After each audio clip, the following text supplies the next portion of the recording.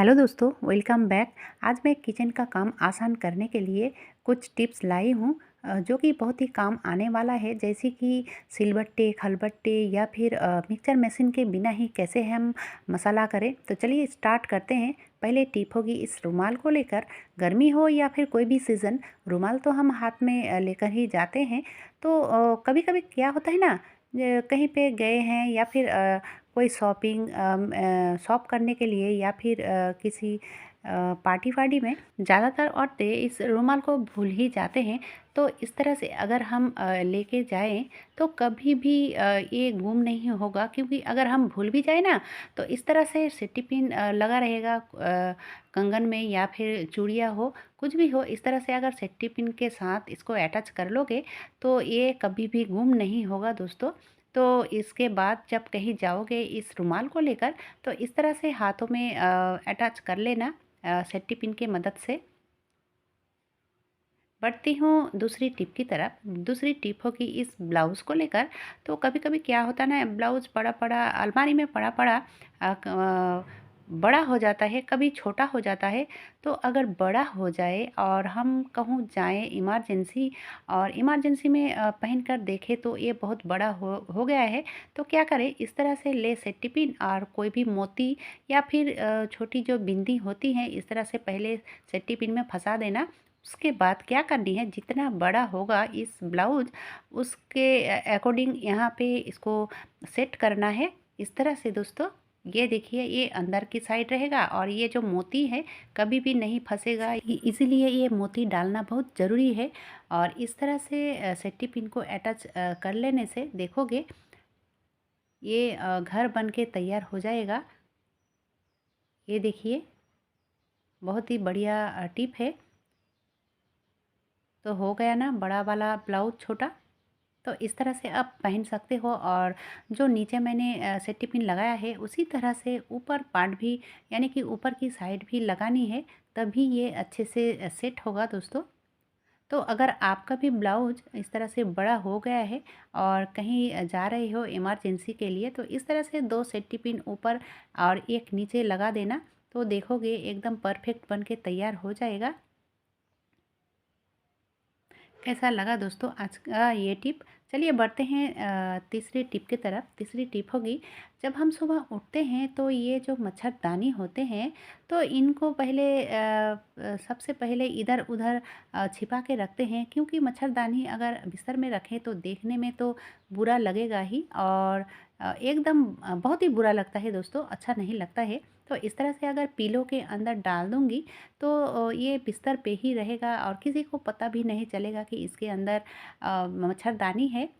और इधर उधर छुपाने की भी कोई ज़रूरत नहीं है दोस्तों। एक पीलो कवर रख देने से ये काम हो जाएगा और इसके अंदर सुबह उठ के रख दोगे। चलिए बढ़ते हैं टिप नंबर 4। तो टिप नंबर 4 होगी इस शर्ट और पैंट को लेकर। क्योंकि हम जब आयरन करते हैं तो आयरन करने के बाद इसको फोल्ड करना भी बहुत ज़रूरी है। अगर सही तरीके से फोल्ड नहीं होगा तो आयरन करने का कोई मतलब नहीं होगा दोस्तों। इसीलिए तो चलिए, बहुत ही आसान तरीका मैं आप सबके साथ शेयर करने वाली हूँ।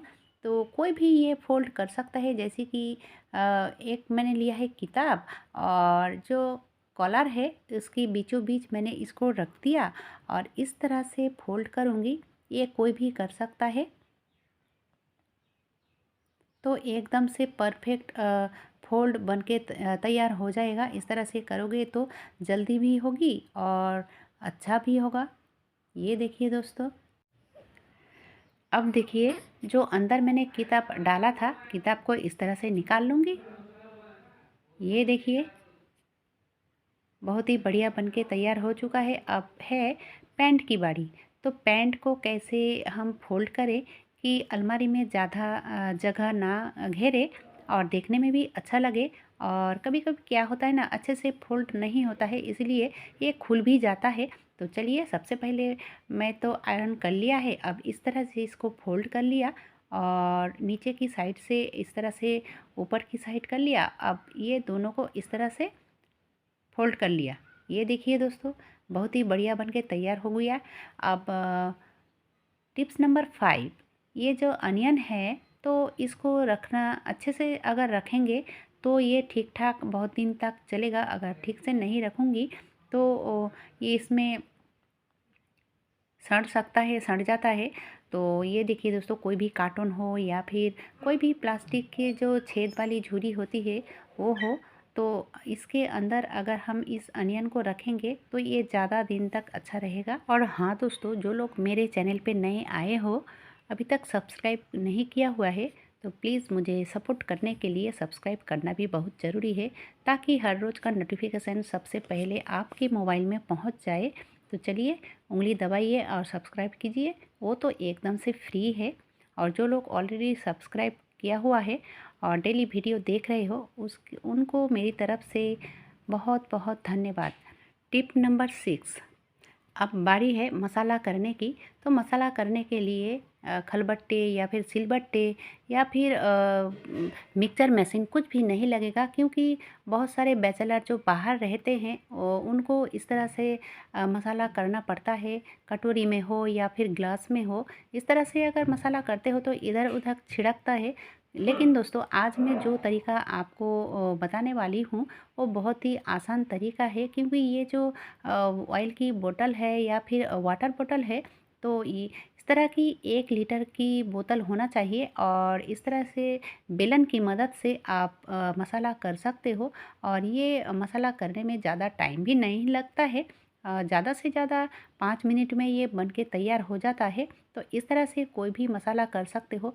जो लोग बाहर में रहते हो, काम की वजह से हो या फिर पढ़ाई की वजह से हो, तो मसाला बहुत ही आसान तरीके से कर सकते हो। और ये बोतल ना 6 से 8 उंगलियां इस तरह से कट कट करोगे तो ही ज़्यादा अच्छा रहेगा। तो चलिए, इस तरह से मसाला कर सकते हो। अब बढ़ते हैं टिप नंबर 7। हम जब पुलाव बनाते हैं तो ऑयल हो या फिर घी हो, काजू किशमिश अनियन या फिर चावल भूनने के लिए ज़्यादा ऑयल डालनी पड़ती है।